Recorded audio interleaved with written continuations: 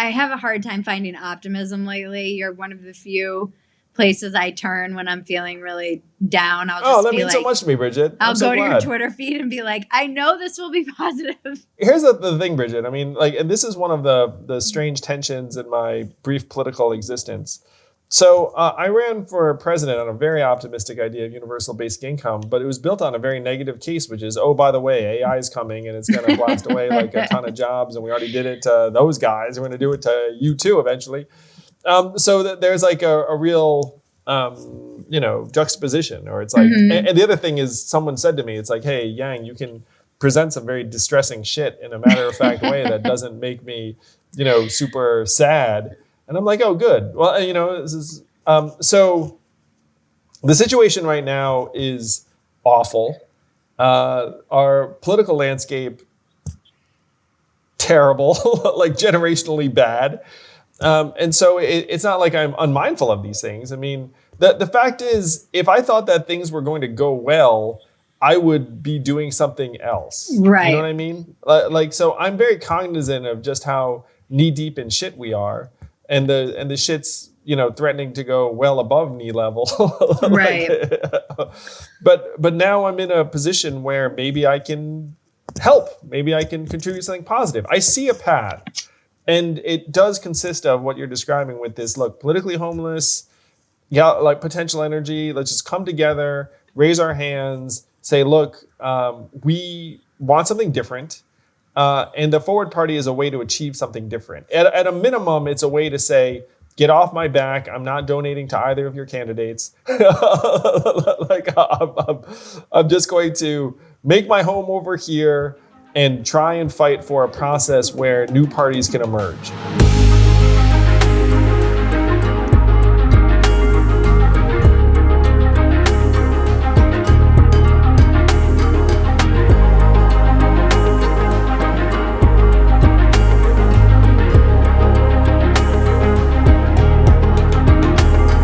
On this week's podcast, a really great and fascinating conversation with the comedian and writer Bridget Phetasy. Bridget has had a journey that you will not believe. I learned so much from her. Coming up today on Forward.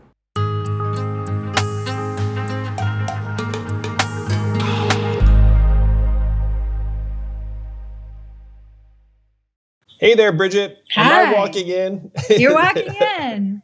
I'm so excited to have you. You're like the mascot for the politically homeless. Yes, I'm building a giant homeless shelter called the Forward Party. Heck, we should be the majority of the country. It's like a very, very large homeless shelter. Yeah, it's interesting because I saw when you first came out with the book and you were announcing that you were leaving the Democratic Party and kind of moving. You got piled on with. I left the left, I guess, probably in 2017 is when I got a little bit disillusioned or pushed wherever to the center, and the same exact things that they were all saying about you, that you're a grifter, that all of the names, all of the things, and I'm like, this happens to every single person who manages to find their way to independence. Well, Bridget, tell me about your story, because I've heard this from a couple of other people, but no offense or anything, but I'm kind of a political figure. And so I feel like if you were to go, people being mean to you just seems so strange to me. Oh, yeah. Well, because it's I think it was just, they're mean to anybody who really.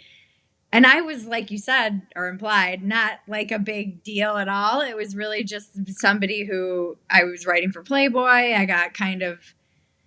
I started just seeing things on the left that I started calling out. I'm a comedian. I'm a writer. I just was like, I'm not supposed to, be loyal to one side. But I think because. So tell me more. What were you calling out, Bridget? Like, where did this begin? It really started in like 2015, 2016. So I was writing at Playboy, but then when I saw kind of the rise of Trump and a lot of the hypocrisy around the way, particularly women on the left were talking about, Melania and Ivanka just judging their appearance, their clothes. I was like, I thought we weren't supposed to do this.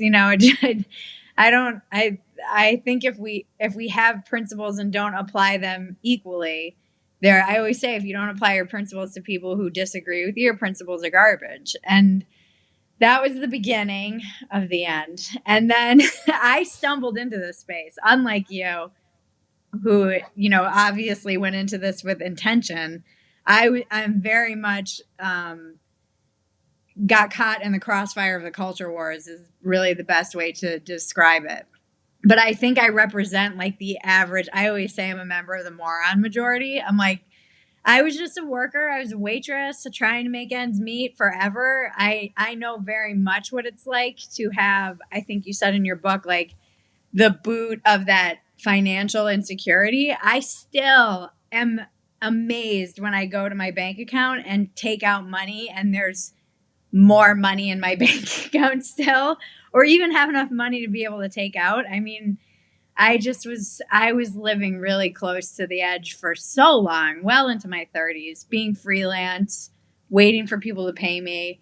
I still don't invoice. Like I have this weird thing where I don't invoice people because it's like my savings, even though I have a savings now, but it's still this old kind of scarcity mentality that I live with. And I think anyone who has been, financially under stress, under duress. And that's why I'm so interested to talk to you, because I think I ended up in this space and then I just kind of became a voice for people who were confused, disillusioned, and really have no trust in the system, no trust in politicians. A lot of the people who are in my little Phetasy community, my subscriber community, they voted for you. I think that you are the politician that probably best comes closest to representing those feelings of frustration with everything. And I don't, those invoices are called accounts receivable, Bridget. You're like, my accounts receivable are my savings account. When I need some money, I'm going to bill somebody. Invoice. Yeah, but it might take 90 days to get it. That plan doesn't always go according to the way I would think. But yeah, there's a lot that I was reading your book too, and I'm like, I don't understand anything. It was kind of, I just sometimes feel like even UBI, which I understand the concept of, I'm like, please explain it to me like I'm in kindergarten or like I'm in high school, and how I understand the concept, but I don't necessarily understand how it works in practice. And I think, like you said, we got to see that with the pandemic, people getting these checks. Although I still think it's probably going to cause a lot of, debt and whatnot. I'm not sure about that. I don't know that we can just write checks like that forever. But yeah, that's one of my big questions is how does this work? And is there like a cap? Is it like people under a certain, does everybody get this no matter what their income is? Under my proposal, everyone who is 18 or over gets $1,000 a month, regardless of your circumstances. And we saw versions of it. We're still seeing versions of it. And it's been, by and large, great. The child tax credits helped a lot of people and families who are in tough circumstances. The stimulus and cash relief checks were generally very, very good. To the extent that we've seen inflation, one of the things I try and walk people through, Bridget, is that the CARES Act authorized $2.2 trillion in savings. It's a big number, whatever. It's like, but the thing that most people don't realize is that 83% of that money did not go to us. Like the stimulus or the cash relief checks were a smidgen of that 2.2 trillion. 83% of it went to banks, airlines, pipes, institutions, just saying like, hey, make sure your shareholders are good, make sure your balance sheets look good. And then people got a bit of a dribble. And then you look up and say, well, there's inflation in the economy. It's because of those checks. It's like, no. Like the checks were a very small component of the money that got pumped into the system. So that's one aspect that most people don't realize. But I do want to return to your arc because I'm just fascinated by it. So you write an article and you're like, hey, maybe we shouldn't be mean to Melania or Ivanka because I thought our thing was not judging people based upon their appearances. And then you got a reaction of some kind. Did you write an article? Or was it an online post? No, I wrote an article. Part of the problem with that was that, again, I stumbled into I was like waiting tables, as I mentioned. I came out to LA to be an actress, a comedian, and a writer, and I was out here just grinding and for years. And I got a job for Playboy as a sex columnist, which I loved. It was like my dream job. And that was my first introduction to being quote unquote very online. I was not I was on Twitter, but I was really just around the comedians and trying to see how they use Twitter, and then used it to kind of practice writing jokes. And then I ended up writing this piece. A lot of my audience has heard this story, but I wrote this piece, Women Date Assholes Because You're a Pussy. And it was like just about, I always got this question, why do women date assholes? And so I wrote a piece for Playboy, and I thought maybe I would get some grief from, like the right wing or like, and everybody came after me. The men's rights activists came after me, and then feminists came after me because I was using terms like real men, and I was not prepared for this, like attack from the left. And that was my first introduction into terms like, oh God, all of it. I mean, I knew nothing. And I was 35 years old when I stumbled into this, but I just wasn't online. I didn't know anything. I get this. I get this. So you're kind of a visitor to online culture, and then you put out some stuff that was, like normal person speak, and then you got attacked for it. Oh God, I didn't know anything about internalizing the patriarchy, toxic masculinity. I had never heard any of these terms. I didn't go to college. I dropped out when I was a freshman, and I wasn't indoctrinated in any of those respects. And I was really just, it was surprising to me.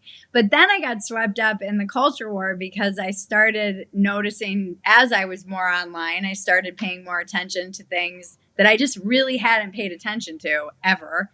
I always thought, and I still kind of believe this, my arc has really brought me back to where I started, which is that politics for rich people or really poor people. Like I wasn't rich. I was just a working class. I felt like I was getting screwed on both ends, and that was just the way it was. I was pretty blue collar, and I didn't really pay attention. I was very much just I call it factory settings, just pull the lever of whatever you had, what I was raised with. I was raised in a liberal family. Like my grandmother's very Kennedy kind of liberal. And so I didn't really think about it. It was like, I was like being in a self-driving car. I just and then I looked up and I was like, I'm not anywhere where I thought I was.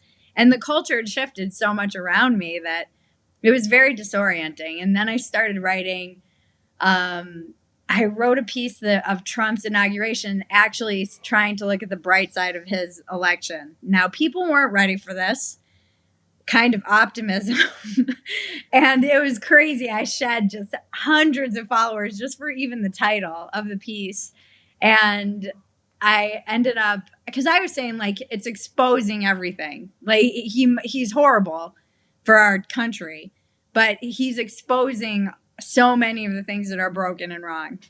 And that was eye-opening. And then I ended up writing a piece called High Heel Hypocrisy about exactly what I just was mentioning to you. And mind you, I was a freelance writer. So some editor reached out and said, hey, we'll take that piece. Because I said, yeah, I'll write about the hypocrisy on the left, but no one will publish it. Because then I started recognizing things that weren't allowed, like the sacred cows and things that I couldn't say, whether it was in comedy or in the sex column world or just on the left in general. And it was the Federalist. And I knew nothing about the Federalist or what it represented. And so then I posted it on my Facebook, and everyone was like, unsubscribe from your Patreon. I mean, it was like a whole thing. I had no idea. So I'm really an idiot that just kept stumbling very publicly into one disaster after another, just trying to write my way through it.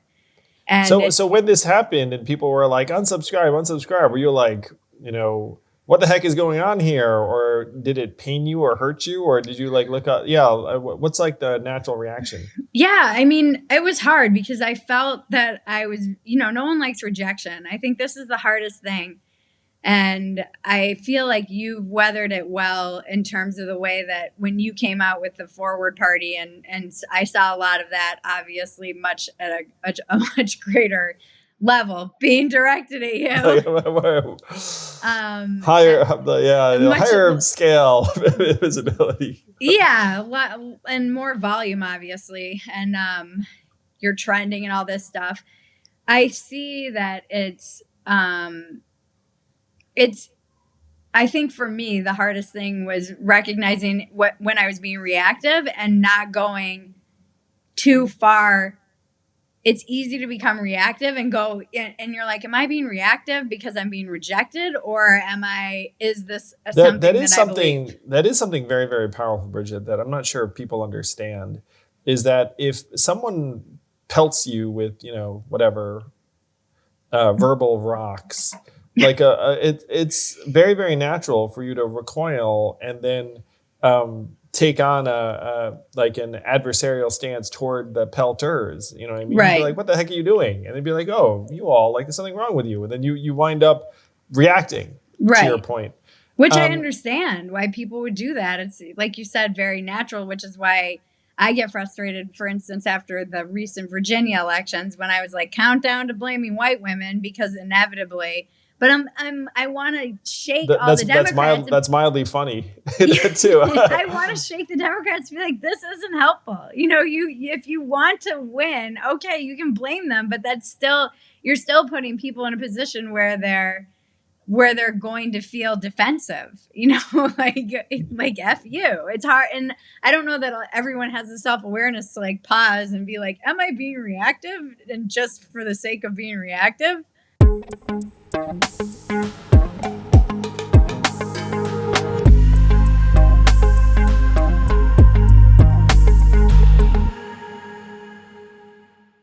It's the holiday season, which means it's a great time for a lot of people. But you know what? Honestly, it's also a really depressing time for a lot of people. I don't know. Maybe our lives aren't like the movies. Maybe we're thinking about people that aren't with us. But in any case, right now is a great time to take charge of your mental health, to get the professional help that a lot of us know that we've kind of needed for a little while. Don't put this on your friends and family. They have no idea what they're talking about some of the times. Instead, you should use our sponsor, BetterHelp.com, and their professional therapists who are trained and available to you when you need them. It's like mental health on call.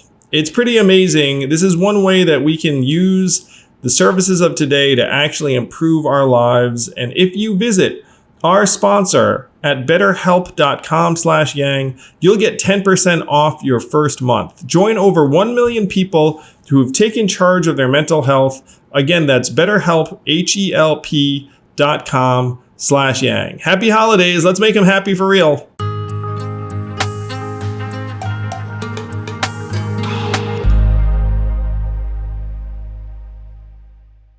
So then in the arc, I ended up getting asked, because the right loves it when there's like an apostate.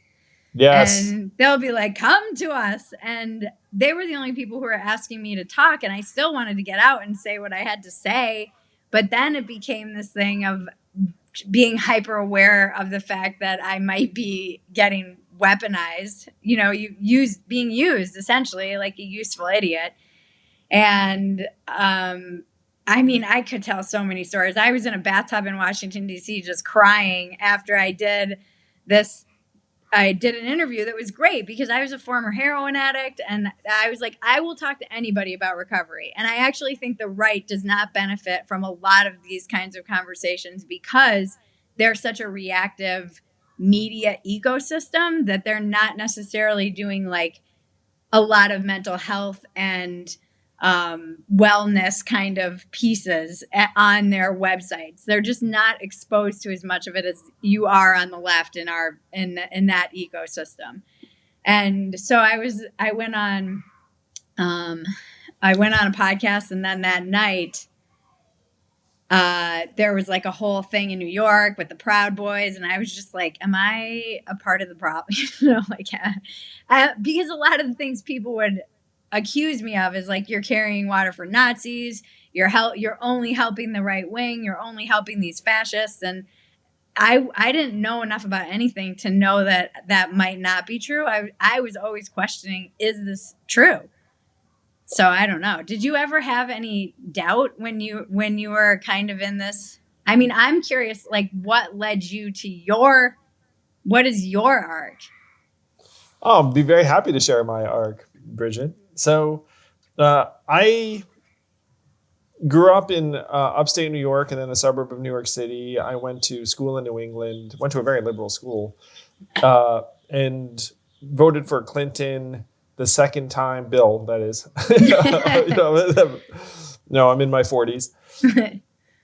Been living in New York City for my adult life, and so being a Democrat seemed very natural. Was not that involved. My exposure to politics was that I started getting awards during the Obama administration, started meeting senators and members of Congress and the president and the former president and some other people as I got cooler, more or less. Like I started a nonprofit that did good work. And so as I got cooler, I got invited to cool stuff. And so I meet these political figures. And I will admit to you that one of the vibes I caught was like, okay, these people are not really going to change anything that important. Like they're just kind of shaking my hand, hanging out, congratulating, doing fundraisers and press junkets, and like this is not the crew that's going to somehow like take the ship and turn it 90 degrees. Right. Like that. That's not in the cards.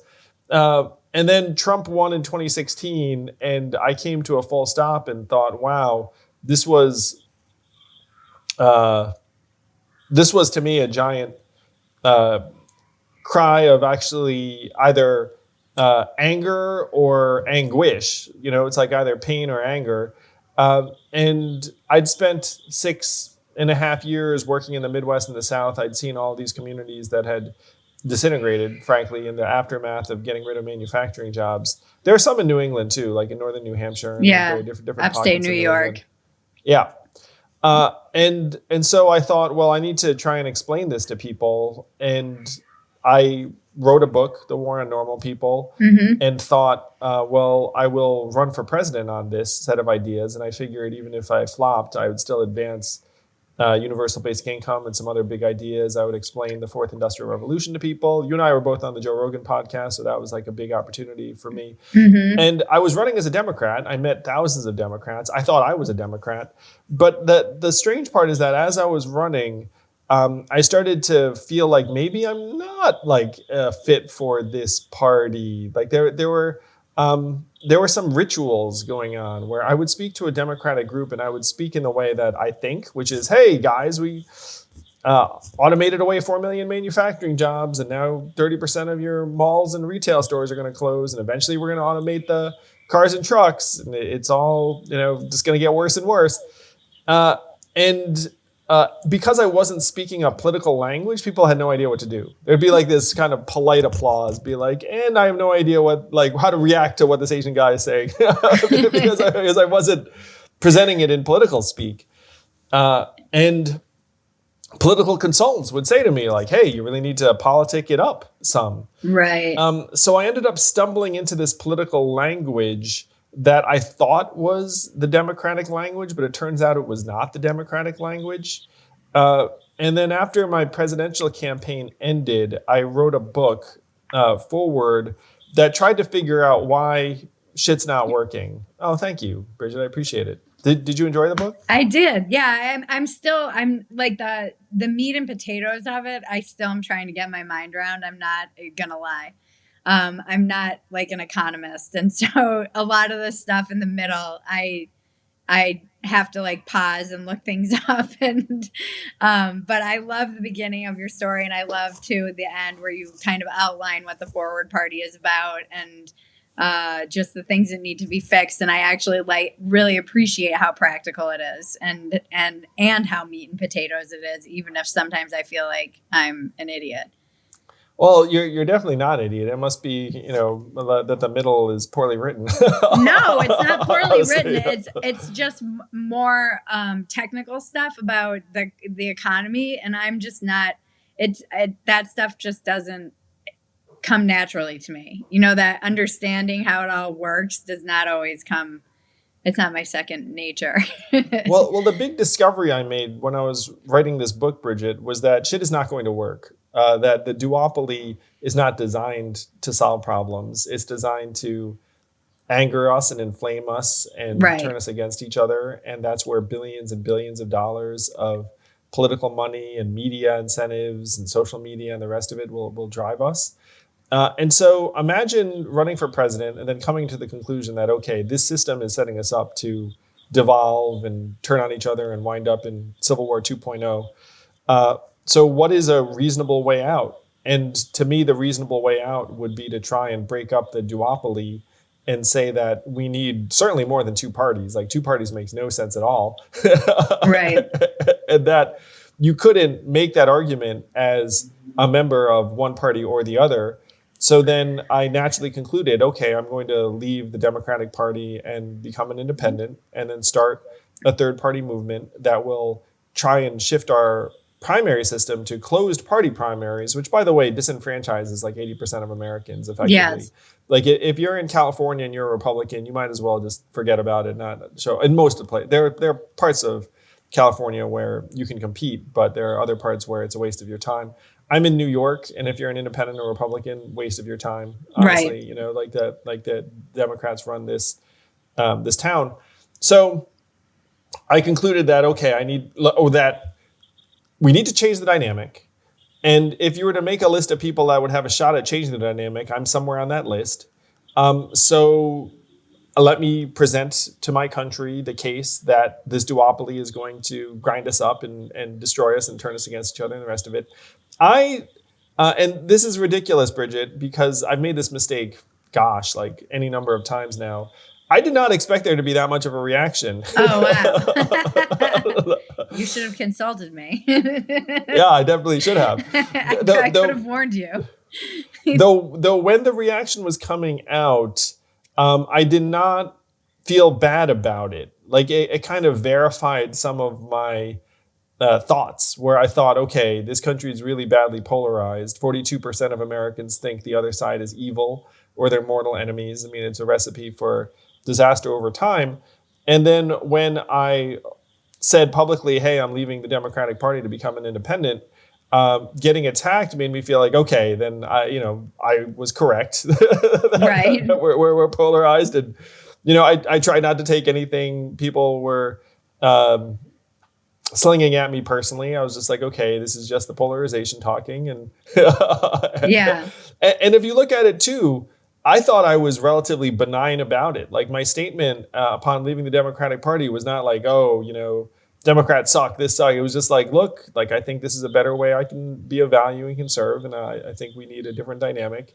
I thought it was like so innocuous, but the substance of it was completely lost, and people would just like attack it on, I don't know, like, for whatever reason. It was encouraging in its own way. And then I did get some calls and texts from people that I really admire and respect, who would say, hey, like, welcome, the water's warm. Right. Here in independent land. And I have really enjoyed being an independent these past 2 months. I genuinely feel like you might have felt this too. And I tried to explain this to folks earlier, but like, you feel like set of glasses has come off your face and that you see things differently. Like, I underestimated also the impact of just filling out a form and changing my voter registration from Democrat to independent. I was like, okay, I need to do this because it's just like a formality. But then when I did it, all of a sudden, my mindset shifted, my reading of news shifted. Like, instead of thinking of it as us, I thought of as them. And so when Democrats lost in Virginia. I wasn't like, we lost. It was like, oh, they lost. Right. And it's been uplifting. It's been enlightening. I genuinely think I see things more clearly now than I did 10 weeks ago, just because of that paperwork. It's wild. It's bananas. Wow. Yeah, that I think one of my questions that came up right at the beginning of your arc, were you surprised by Trump's win? I was surprised by Trump's win because I'm a numbers guy. And so when you looked at the numbers, according to all the surveys, like Hillary wins by a few points and life goes on. I supported Bernie in the primary and then voted for Hillary in the general. So I was like, okay, Hillary wins, life goes on. I was surprised, yes. Were you? I wasn't. I kept telling everybody that he was going to win out here, which did not make me popular right away. And I even lost friends for suggesting that he was going to win. But I remember I went home and I was in my very East Coast family, and a couple of people mentioned that.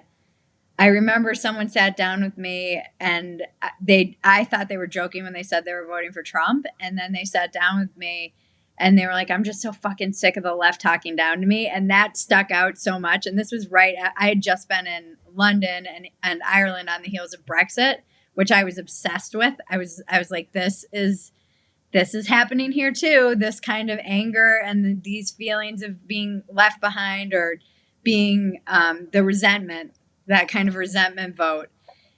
And when I started hearing that, even in places that were very liberal and from family members that I was shocked to hear it from, came back to LA and I'm like, we're missing something, something big.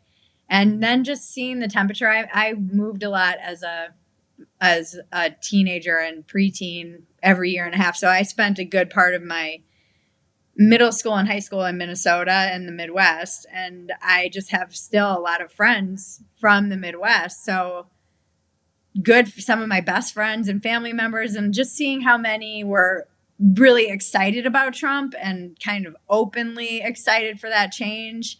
Just all of that information, even though it was anecdotal put together, I just felt like none of it was being represented. And I'm like, no one's going to be honest. We're not creating any kind of ecosystem where people can be honest about how they actually feel, because if they were, they'd be called a Nazi or they'd be called a white supremacist. So why would anybody be honest? They're just going to go and vote the way they want to vote and not tell anyone, because it was already causing so much stress in the families. And I see this now playing out, like everything's been so politicized. And now with COVID, and you mentioned this too in your book, and I loved that chapter, just about how it's hurt, the strain that it's put on families, within families, people who are pro-vaccine, people who don't want to get it. There's people being left out of family events. I read some article the other day that 1 in 4 Americans or something has suffered some kind of falling out with a family member, and it's causing them obvious distress. And that's sad to me. I grew up in a big, huge family where everybody was all over the political spectrum. I have a communist uncle in Germany, and my grandparents were very clear about, like, sure, the cops came to a lot of drunken family arguments, but they were very clear that you don't let that, mess with family. Like, that just isn't something you let come between you. So seeing that already happening in 2015 was really unsettling. And I think that process has really just only got worse from what I was hoping it would get better with Biden, but it just seems like it's actually got worse. It's not getting better. I'm going to share something that I heard earlier this week. I talked to a woman who regularly polls voters and has been polling them for the last 5 years. And when a Trump voter talked to her in 2016, they would say something like, look, I've got a problem with Trump. Like, I don't love some of the things he says and does, but I just can't stand Hillary, and I'm voting for Trump. It was like kind of like, I'm voting for Trump, and I'm just explaining it away by saying that, like, this is a vote against the other side. And with each successive focus group over time, now they don't hide anything. They're like love Trump, hate the others. Right.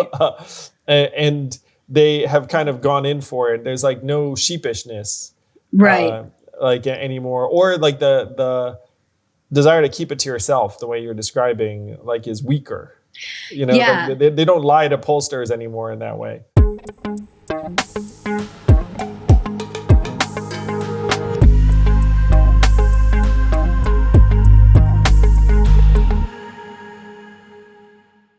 You know what we all like to do? Sleep. We do it almost a third of the time, and we don't pay enough attention to what we're sleeping on, by which I mean your mattress. Helix Sleep will send you a personalized mattress. Just take 2 minutes to complete and match your body type and sleep preferences to the perfect mattress for you. Why buy a mattress made for just any Tom, Dick, and Harry, or Sally, or whomever? You know what I mean? Make a mattress customized for you. Use some technology. The Helix Sleep Quiz, it's fast, it's the future, and you will be so glad. I gotta say, the Helix Sleep Mattress is the most popular thing in my house. It was awarded the #1 best overall mattress pick of 2020 by GQ and Wired magazine. That's a pretty fun task, right? Just like testing mattresses, and Helix Sleep was the winner. So go to helixsleep.com/yang, take their 2-minute sleep quiz, and they'll match you to a customized mattress that will give you the best sleep of your life. You won't want to wake up. No, you should wake up, but you should wake up with a good night's sleep, and that's what helixsleep.com will do for you. Helix is offering up to $200 off all mattress orders and 2 free pillows for our listeners at helixsleep.com/yang. Go to helixsleep.com/yang today.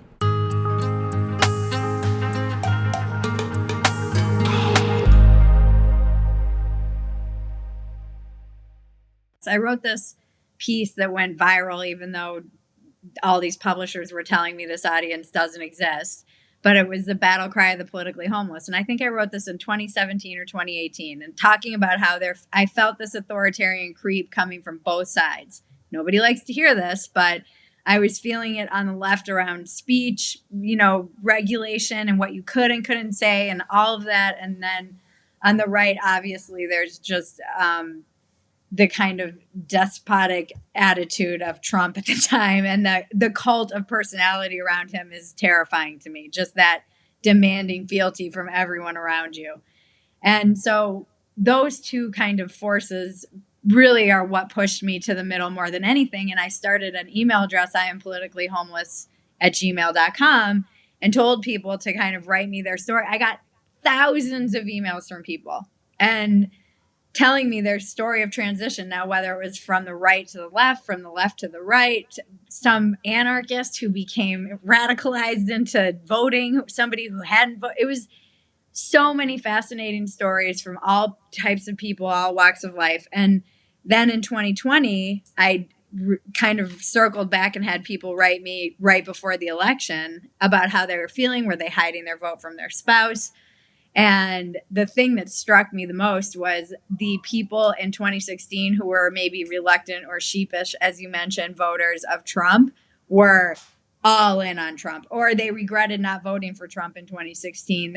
I had so many hundreds of emails of people who were saying exactly what you're mentioning. And then there were people who were on the other side who had been voted for Trump and thought that he could hold it together and not be Trump, and were so disgusted by him that they're like, I'm voting blue all the way down. I don't care. So it was interesting.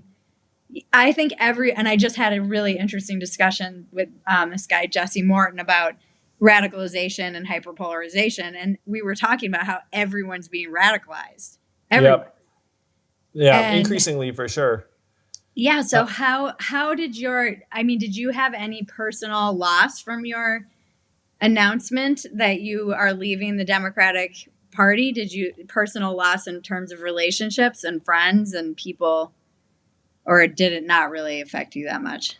I have many friends who are avid Democrats, as you'd imagine, because I've traveled the country for the last number of years running for president and mayor as a Democrat each time, and so it's put a cramp in a lot of those relationships.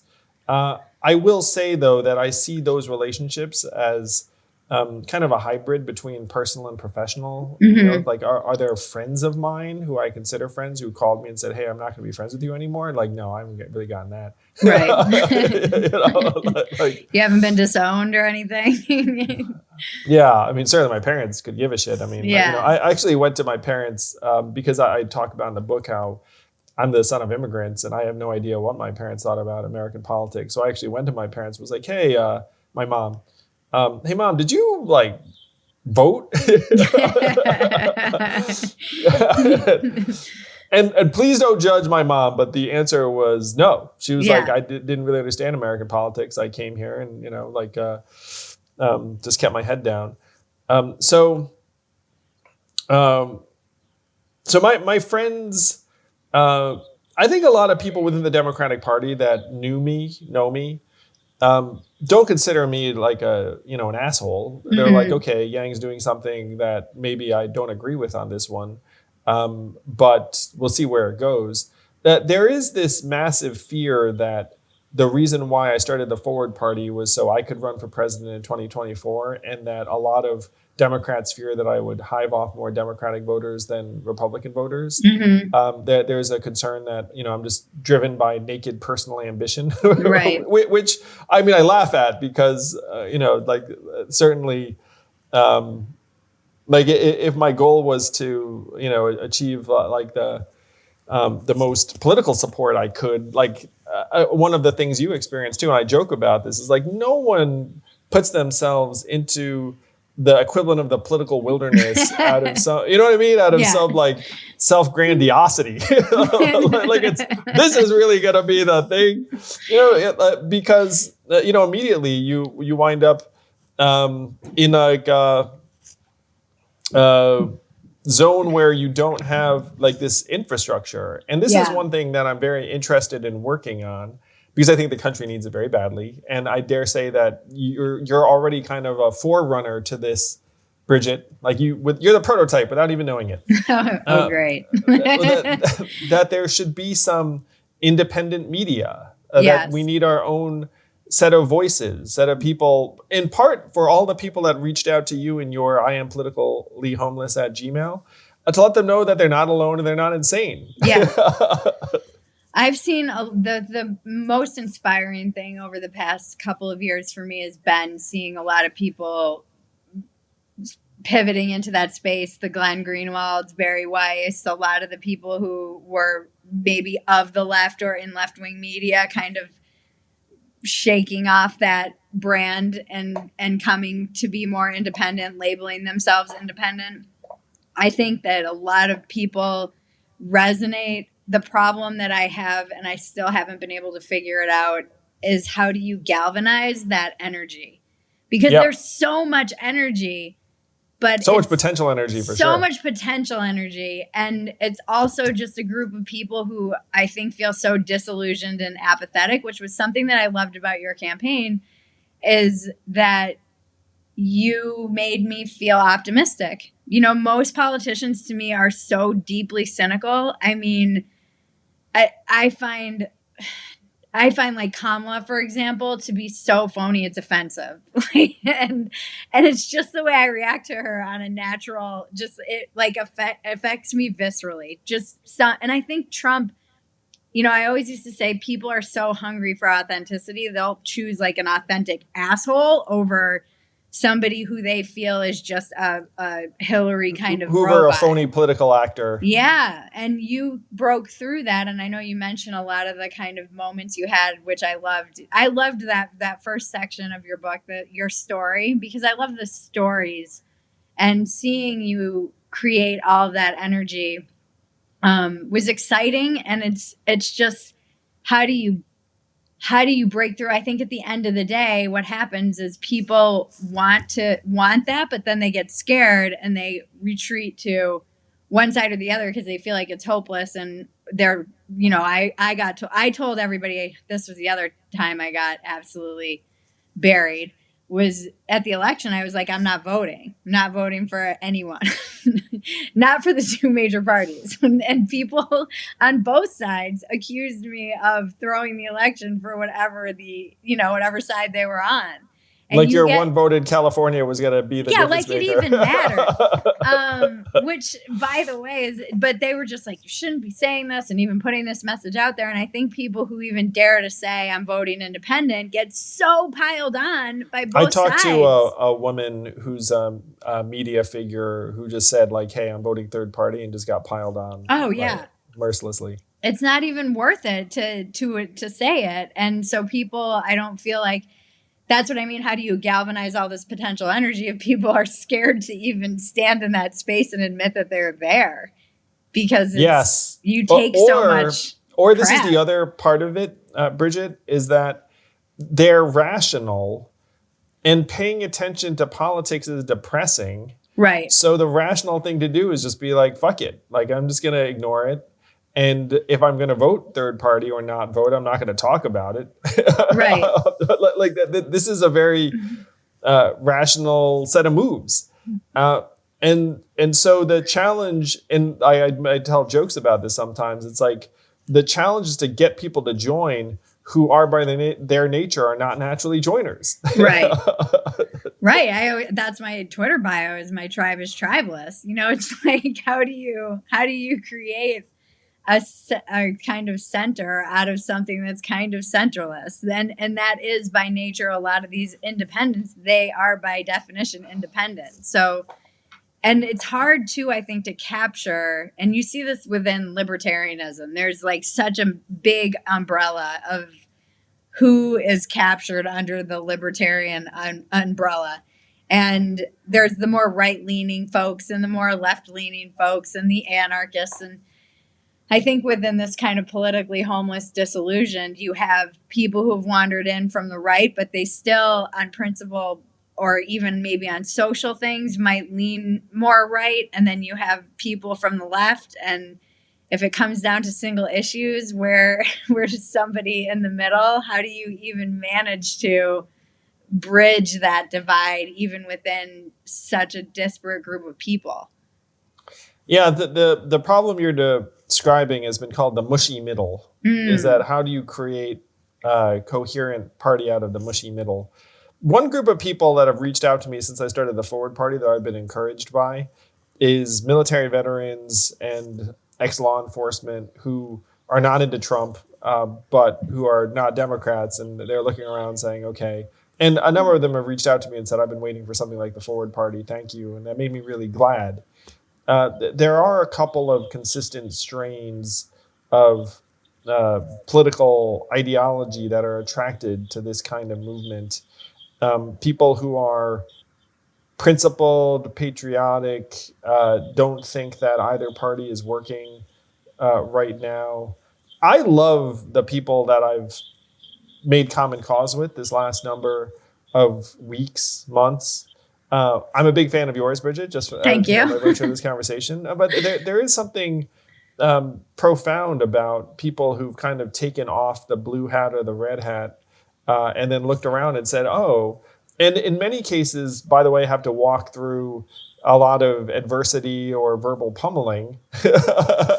and then that shapes you in a particular way. You're like, wait, what happened? And then you're on the other side of it. It's a little bit like high school. It's a lot like high school. Yeah, we are very much a tribal species, really. It's not just Americans. Have you read anything by Jonathan Haidt? He wrote of course. a couple of books. He's been on the podcast. It was fascinating. That's amazing. So John's a friend. And so here was my shot at it, Bridget, and we'll see if it works. So one of the lessons in my book was that all politics is tribal. And I took that from John. I took that from my own experience.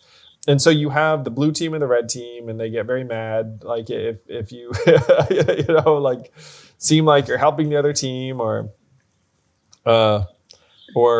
unaligned. And so what I think we need more tribes. We need a new tribe. I have proposed the Forward Tribe.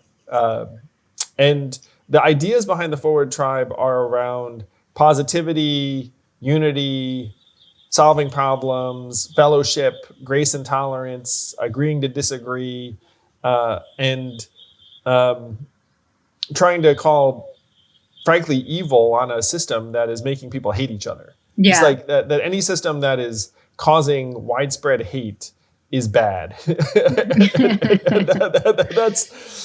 That's where we are now. The average American. I mean, shit. Like, people on Twitter are saying things every day that, like, no sane person would say in real life. Yeah, it's Like crazy. a normal thing. You're like, this is like, it's not a healthy environment. And they feel very uh, very virtuous in doing it. Like, Yes. they feel like they're fighting for something. So I was joking with someone on TV. It's like, I want to be like the soothing wet blanket for the country. Like, I've set my voice on soothing. So this is the hope for the Forward tribe, is that we can be the sense talkers to the rest of the country, and give people a banner that they can, wave and feel good about. Do you have a lot of Bernie Bro supporters?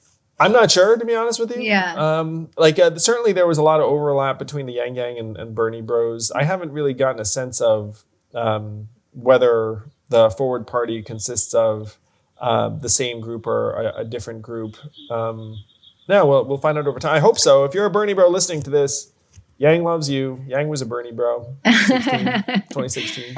Yeah, I think that it's interesting too, because you seem to strike chords with, UBI and maybe an idea of more socialism, and also, even though that's a dirty word or whatever, but it has this kind of feel about more stronger social networks and help and support. And also, I love that you don't abandon patriotism, because that was one of the things that kind of pushed me center. I'm like, I don't hate this country. I've traveled all over the world, and every time I come back to America, for all of its flaws, I'm like, I am so lucky to live in this country. I really was lucky to be born here. I always say I think America's biggest problem is that Americans don't get out of America enough. They just don't see, and I don't mean like your college trip to Europe. I mean, like, travel, put a backpack on, go see parts of the world that are hard, and ride a bus through the south of India. Maybe don't do that, but I did that. And see other places, and how the opportunity that we have. My first marriage was to a guy from Belarus. And so I was exposed firsthand to just what he went through in his childhood, what he had to do. He came to America knowing no English and managed to like build a whole life. I'm like, where else can you do that? And get a degree and have multiple properties now and two ex-wives. Like, this is an American dream. You did it, Belarusian. You married 2 American women. You did it.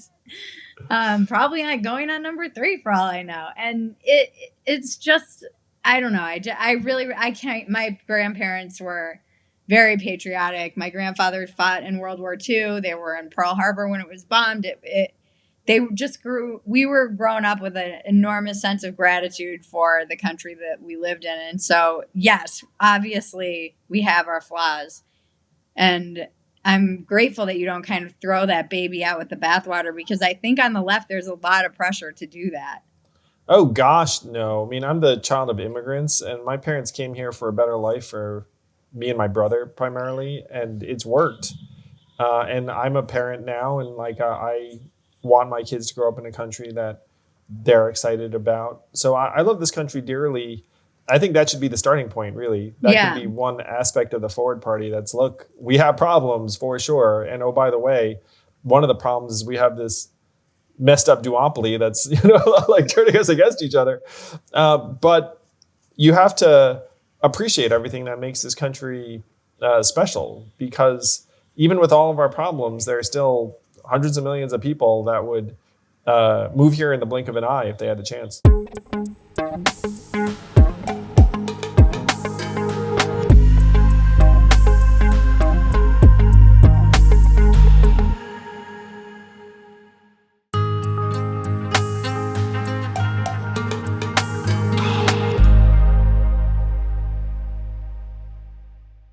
What was it about the New York race that you ran that felt so different about your presidential campaign to me, just observing it.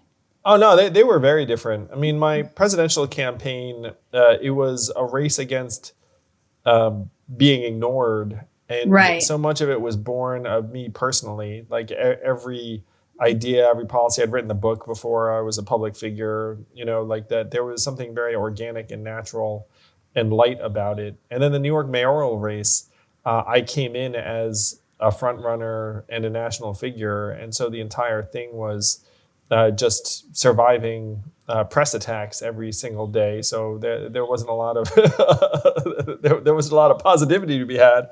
It was also winter for a lot of it. It was COVID. Yeah. There weren't in-person events for a lot of it. So like the way you connect with people was all through this funhouse mirror of the press. So that it was a very different dynamic and a different energy. And the truth of it is that New York City at the time was really hurting. Yeah. You know, it's like if you imagine New York City, COVID, winter, 2021, pre-vaccines. I mean, that was the context of the race. Yeah, that was a dark time in that city. And it felt, it definitely felt like the press was very mean to you.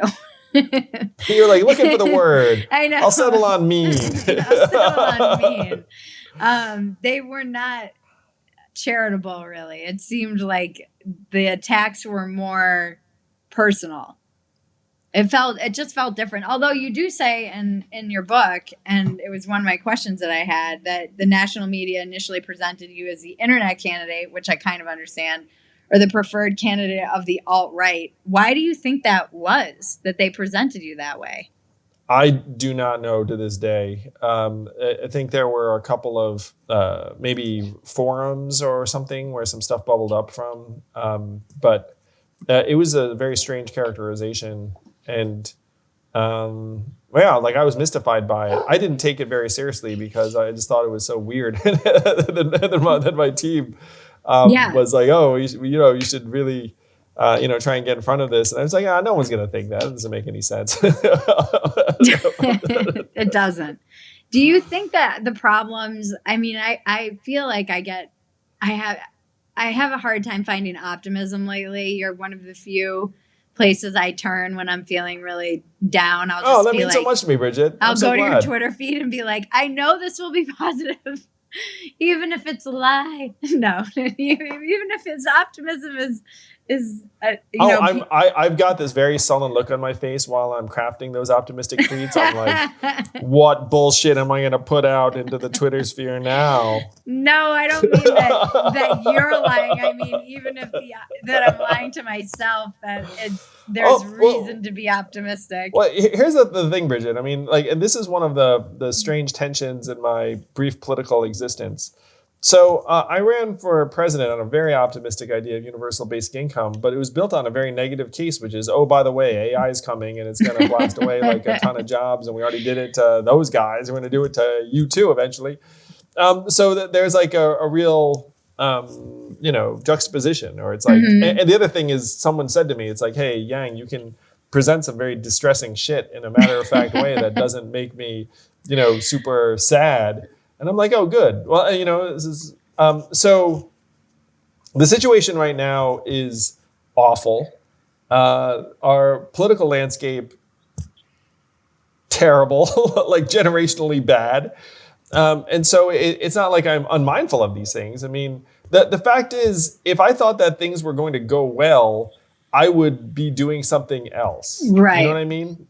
So I'm very cognizant of just how knee deep in shit we are. And the shit's, threatening to go well above knee level. Right. But now I'm in a position where maybe I can help. Maybe I can contribute something positive. I see a path. And it does consist of what you're describing with this, look, politically homeless, like potential energy. Let's just come together, raise our hands, say, look, we want something different. And the Forward Party is a way to achieve something different. At a minimum, it's a way to say, get off my back. I'm not donating to either of your candidates.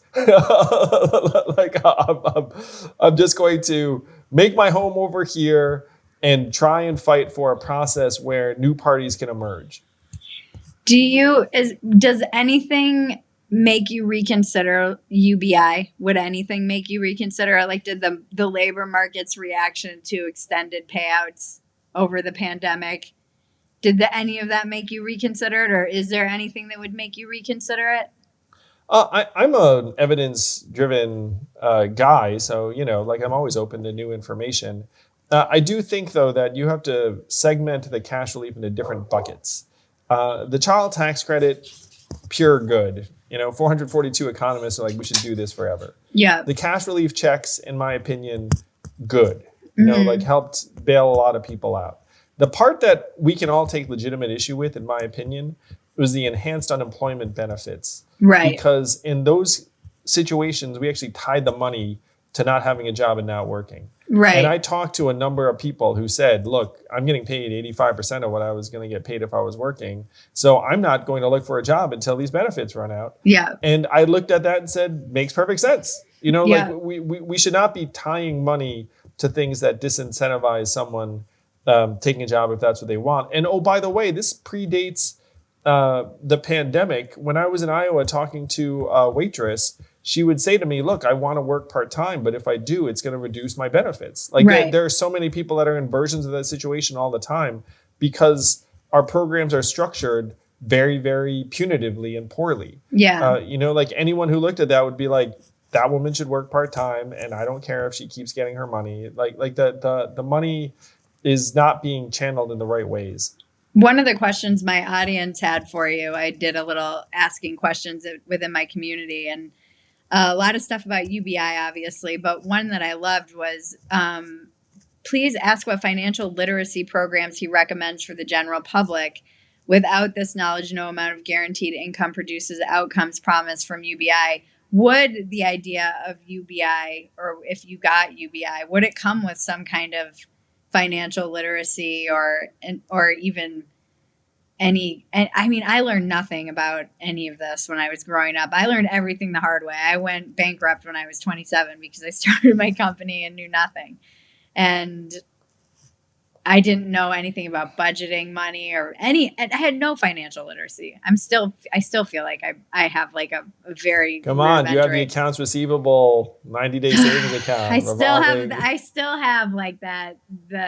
I always joke that I'm basically still like a high schooler. I'm just paying rent now. I'm like almost a grown up, almost. But I'm not alone, that idea of like rich dad, poor dad is so true. I had so many rich friends and they were talking about money and discussing stocks and all of these things when I was a teenager. They were having these conversations about this stuff and they were talking to their parents about it. And I didn't learn any of that stuff. But so with we this should money, be teaching financial literacy at the grade school level. Mm-hmm. The least we can do is give them some fake money and then have them do various things and then reward people who do something, prudent with the fake money. Ideally, you'd have some real money. Mm-hmm. And one of the things I remember vividly about being a teenager is that, someone tried to teach me some shit about money and it just went in one ear, out the other. Until I actually had some real money, which was, like a number of years later. And then it was like, what do I do? And so I remember I bought some stock like Citibank or Verizon, and then it went down, $10 or $20. It was like a free trade or something. It's like one of those starter accounts. And then it going up or down $20 was hypnotizing. And I would just like sit there and like watch it. So we need to try and get people more exposure earlier along those lines. And I love Rich Dad, Poor Dad as a book. The main principle of that book is just pay yourself first. And you think, oh, what the hell does that mean? And you're like, oh, aren't I supposed to pay down this, pay down that? Like the big principle of paying yourself first, I thought it's really powerful. I mean, hell, I think that book's sold 10 gazillion copies based upon that one thing. Good job, Asian dude. Math. It's like, there's an Asian author. I think his name's Robert Kiyosaki. Yeah, no, I know. Yeah. So we should 100% be teaching people at the high school level. My vision, Bridget, was everyone gets taught financial literacy in high school, and then you start getting a basic income your senior year is when most people turn 18. Oh, by the way, we also send you to another part of the country for a month, live with another family, so you have a little bit of exposure and you don't think of people in another area Like like, flyover country, etc. yeah, or anything Coastal different than elites. you. It's like, oh, I actually spent time there, and they were like perfectly nice. And then you have some real money, a couple bucks to rub together, and then any lesson I try and teach you will become real very quickly. That was the ideal progression for me. Can we still pull that off? I mean, I'd like to try. One of the other questions I liked, and this goes back to your point about how there's so many things that are disincentives in the way our system is structured. What are ways in which we can improve social safety nets provided by the government? For instance, if someone has SSI, you can't own certain types of property, and this could cause problems for disabled people who want to do something like own an affordable home but are still in need of that supplemental income. How would UBI differ from what we already have, and how would it be similar? So the benefit systems that we have right now are difficult to access. They're punitive. They act like they don't trust you at all. And the people that I know who are receiving these benefits live in fear of losing them because they're going to screw up a filing or do something wrong. There was a woman who was getting disability benefits who was afraid to volunteer at her church because she was afraid someone was going to see her volunteer and then say you're able-bodied and then take Oh, her wow. disability away. I know. I mean, like that's the kind of thing that people live with. Right. So in my ideal world, we would not be attaching negative conditions to any of these payments. If you're getting Social Security disability, like I actually did not know you couldn't own something. That's horrifying to me. That would make no sense at all. But by the way, we have this array of bureaucratic requirements and then an army of people kind of overlooking them. And then millions of Americans being subject to these arcane rules. And then you have to go and you like stand in line and go to these offices. It's the worst. It's because we're programmed for scarcity and mistrust and punishing people who quote unquote need help.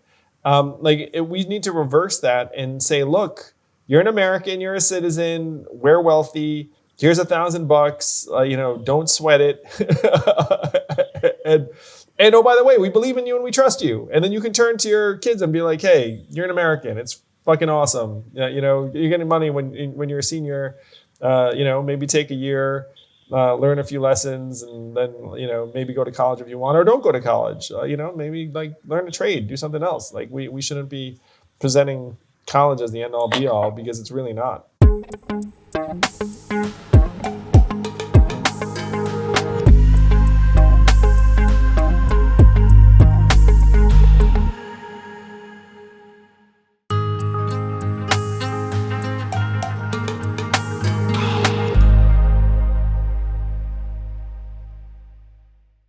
Do you worry that giving people money, as you were mentioning, tying kind of the unemployment that people were getting, and we saw this in California out here as well, will it hurt? I mean, I've been traveling a lot and seeing these labor shortages like in real time. Do you worry that if people get the UBI that we'll have like a society that just kind of quits working? Well, I think $1,000 a month is like, not enough to exactly live large. No. So that's what I was suggesting. I'm someone who thinks that working is a positive thing and that getting more people into environments where they're excited to work is the goal. One thing that does make me sad is that if you look at our labor participation rate, it's low and it's been declining for years and years and years. So when people look up and say, hey, Yang, UBI, it's going to keep people from working, and you look up and be like, hey, look around you. I mean, we've been on this track for years and years and years, and the labor market's fallen apart. Like last I checked, it was in the low 60s in terms of percentage of people working. It's comparable to El Salvador or the Ukraine, and that's right now. Wow. So at this point, the horse is out of the barn, the horse is like running around. Why do you think that is, or what do they attribute that to? I mean, there are a lot of explanations. I think that we've been going through this economic transformation and it's kicking more and more people to the curb, and you're not reckoning with it appropriately. You're also seeing substance abuse go up, depression go up. Like people are dropping out. And right now, I do want to say, like, this pandemic is miserable. It's a very tough time. People are leaving jobs because they've just had it. They burnt out. I understand and get that too. I think there are a lot of factors right now. But if you look at the last number of years, we're anomalously low across developed countries, and I think that's driving a lot of the problems, both economically and politically. Yeah, one of the things that I really love that you address is healthcare. And I don't understand why one party doesn't just run on that, because it seems like something that every person in America struggles with, no matter which side of the aisle they're on. And it affects people trying to navigate the healthcare system, or even there's just no transparency. It drives me insane. If Our you try system's the and worst. it is it's crazy because we have great medicine. There's so many things that are good. We have great doctors, we have great medicine, but the way you have to navigate the system and the different, obviously different levels of that system depending on where you fall economically, they're so different. I was volunteering with the elderly for pre-pandemic, and I never really thought very much about retirement because I thought I'd be dead by 27, A, and B, it just, living paycheck to paycheck. You're like, well, I'll figure that out when I get there. And it never occurred to me. And then there was a man that I would volunteer with, and he was in like a state housing kind of, and then a woman who was very good with her money and worked in the postal system, and she'd saved and was ready for retirement. And the level of difference in their care was so crazily different. It made me panic. I was like, oh crap. Oh no, I I gotta be like together. her. I at least better start saving right now, because it was so crazily. I mean, no, you couldn't even compare the two. And I just that bums me out. Seeing the circumstances that some people are in just because they, I don't know. Yeah, It's going to be a lot of people too, Yeah. and I agree with you that most of us agree on overhauling the healthcare system. This is one of the corruptions of the duopoly, in my opinion. And thank God for Bernie Sanders just running on Medicare for all, and then like breaking the seal where the glass ceiling. we should do that. Because to me, it's common sense that we should be heading in that direction. And most Americans agree. I mean, now more than ever, too. You look up, like tying healthcare to employment makes less and less sense now. Yeah, it never made sense to me. I always had private healthcare because I was a freelancer. So it never made sense. It's actually a leftover from World War II, when there were pay caps and companies started tacking on healthcare as an incentive to work for them. And then we got stuck with that bizarro system. It never made sense. That's actually in some ways a microcosm of what we're dealing with, Bridget, is that something gets developed in American life and it doesn't make sense, but we're kind of stuck with it. I'm going to suggest the duopoly is that too. It's like this duopoly, the founders did not intend political parties. They certainly didn't intend two political parties. And then they came into existence decades later, and they don't make sense. But everyone's like, no, you're stuck with it. It's like, well, do you think things are working well right now? No, but you're stuck with it because the other guys. I've been told that our system was structured this way, so I don't know. I don't know enough to argue one or the other, because you can definitely call bullshit on that. Like George Washington's farewell speech was like political parties bad. John Adams wrote in 1780, two parties would be an evil. The Republican Party doesn't even exist until like the 1850s and 60s. Yeah. Like all this shit's made up. Yeah. It seems like it fuels this whole media complex too, that we just can't break out. They need each other so badly, and it's so hard to break outside of. You and me, Bridget, independent media, independent Substack. Political thinking, yeah, a shelter for the homeless, the Forward Party. It's not left or right. May it be a shelter for you all, and shield you from the partisan appeals, and the anger and rancor and the dismay and the divisiveness. Yeah, it's definitely. I hope I have a lot of. I try to maintain that optimism. I do. I really do. Even though I see everyone getting hyper polarized and radicalized, and like increasingly the column I wrote yesterday was all about, I mean, I really have nothing to offer but my own confusion, but just how I feel like, and I don't know if this is if it's like a bug or if it's a feature, is that I just feel broken down by everything being politicized, everything. Yeah. And it's just broken me down to the point where I don't know what to believe. I have no faith in any institutions. I have no faith in any authority. I have no faith in my local government to take care of my own safety. I'm in California. I have zero respect for any of the like Nancy Pelosi's or all these politicians who have just enriched themselves. That's another thing I don't understand. How is there not like trading laws for politicians? It seems like something that should not be allowed. How is Nancy Pelosi so rich? I don't understand. You're like supposed to be a public servant. It doesn't feel like anybody's serving the people. It feels like they're serving corporations. I feel like the banking system is totally screwed. I mean, I don't know. And so I can only imagine. I don't know how the average American family is even paying for groceries right now.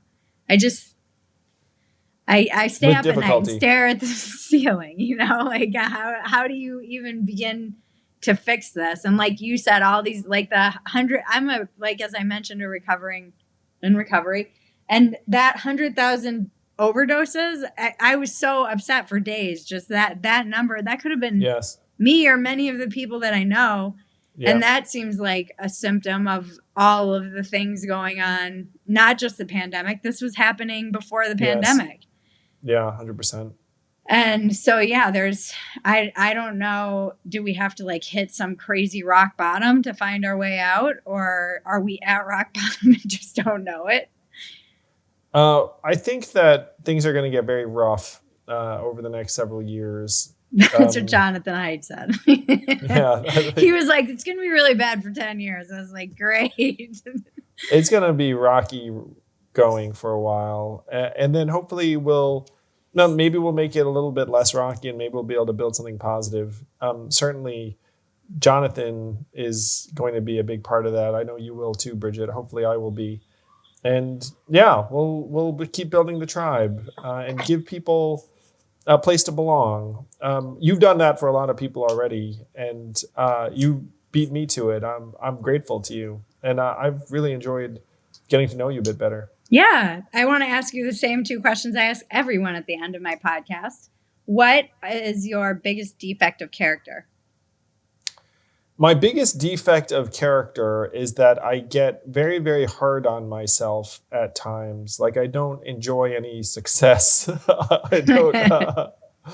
I think when I was a kid, I used to joke about how if like I had an A in a test, I'd feel good for like 30 seconds, and then I'd feel this emptiness thereafter.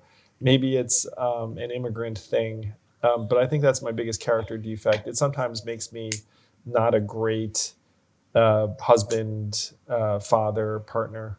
You have to let it land. That's what people always tell me. You've got to celebrate, because I'm very similar. You have to celebrate your wins and all this stuff. I heard a podcast with, I forget who it was, but he said the same thing, similar thing. And he said that it was the day his first book came out, and he's like, he booked a like maintenance on his car, and his wife was like, what are you doing? It's your first book. And he's like, just another day, babe. I'm going to the mechanic to get my car fixed. And I really identified with that. It's like, she was like, you're allowed to be excited and give yourself credit for stuff and let things land, as my therapist says. What is Good your advice. I like it. What's your biggest asset other than your just amazing optimism that I turn to for strength? Oh, thank you, Bridget. My greatest asset is that for some reason, good people want to work with me / put up with me.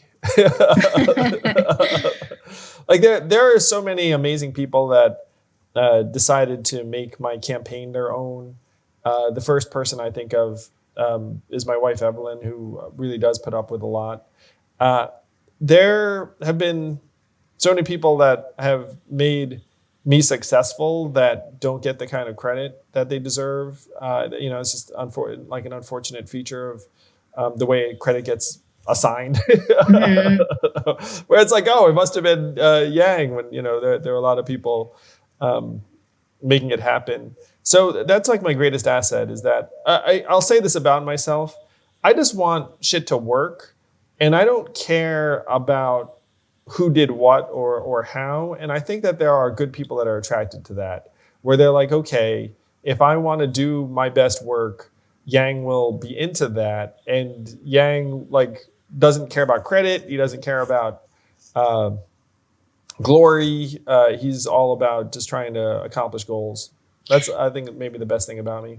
And that's definitely something that I'm drawn to, your kind of practical application of trying to make society better instead of just all of the rhetoric and nonsense. You definitely cut through that. One question I did have is the Forward Party something, are you planning on running in 2024, or is it just you're just trying to start a party and then maybe find someone else to run? Is that, or is there a plan for it? So the Forward Party's short-term goals are to try and transition a number of states to open primaries, so it's not just Democrats or Republicans that are able to vote, and that has to happen in 2022 for us to just take shots at it. The plan in 2024 is TBD. I'm not being coy. It's just where we have to see what happened in 2022. We have to see what the landscape looks like. Yeah. I will suggest that I think that the country could use an alternative to the two major parties. And if it's not me, it would be someone, hopefully, that I'm excited about supporting. But I'm open to doing whatever. That includes running, it includes not running, and supporting someone else. It's like what I said before. It's like, you just have to try and figure out the best way to accomplish your goals. But I can visualize right now the probably Biden-Trump rematch or the Kamala Trump matchup. Oh God. And I think if you, I'm gonna go I drown myself. I would say a solid 20 to 25% of Americans in that situation would look around and being like, what are my other choices? What are my other choices? Yeah. And then if you had someone credible, they'd be like, all right, let's head this direction. Yeah. And one last question. What can the average person do who might be interested in helping you or supporting your ideas or helping to build this? Because one of the things that I have noticed is the lack of infrastructure, like you mentioned, for that third party. What can somebody do locally to try and help that process along? Oh, the best thing you can do is go to forwardparty.com, sign up. We have volunteer opportunities everywhere. You can start your local chapter. It could be at your school. It could be in your town. You could wind up with like a local town official who's a forwardist, which has already happened in Pennsylvania. So super grateful.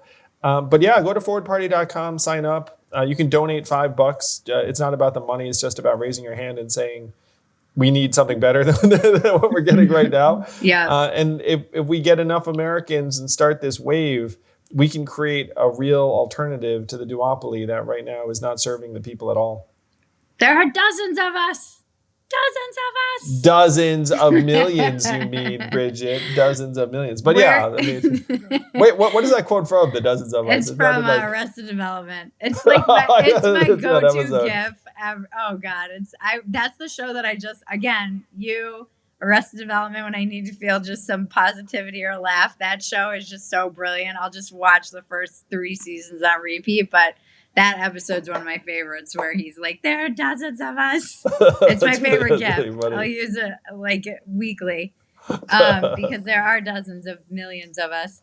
I really appreciate, I hope this is not our last time talking because I still want to talk to you about so much more. And I know that we occupy such a similar, we're the mushy middle or the mushy center in this landscape. And I really do appreciate your voice, your optimism, your ideas. I just appreciate that if nothing else, you're trying something different. At least you're trying to break through and do something different. And I know I'm not alone. So where can everyone find you other than Forward Party, where you just mentioned to go, just online? Yeah, Andrew Yang on most Okay. social media platforms. As Bridget just said, I'm pretty upbeat on them. So if you need to pick me up, I'm not kidding. Like when I'm really in the despair and I see the back and forth, or there's like, and the weirdest thing about being an independent is when you are, and maybe this has happened to you, but a news story will break and it's one of the ones where everyone retreats to their tribe. And it's like living in two Americas simultaneously. You're watching this. I think Scott Adams always says two Americas, one screen. It's just a very strange, surreal feeling where you're like, I don't belong in either of these movies. I'm so alone. We're going to create our own movie, Bridget. You can write the script. I love it. Well, thank you so much for your time, and I will be talking to you more. You too. Check out Bridget Phetasy. How can people find you, Bridget? Oh, everybody can find me at Bridget Phetasy on pretty much all the social medias. And if you go to Phetasy.com, we have a little, it's like our center for the politically homeless. And it's like our little paywall place where we all have actually really cool conversations and post recipes. It's like the nicest place. It's an oasis for me online. It's really actually quite remarkable. That sounds delightful. I think you're going to get some new members. Phetasy.com. Oh, thank you.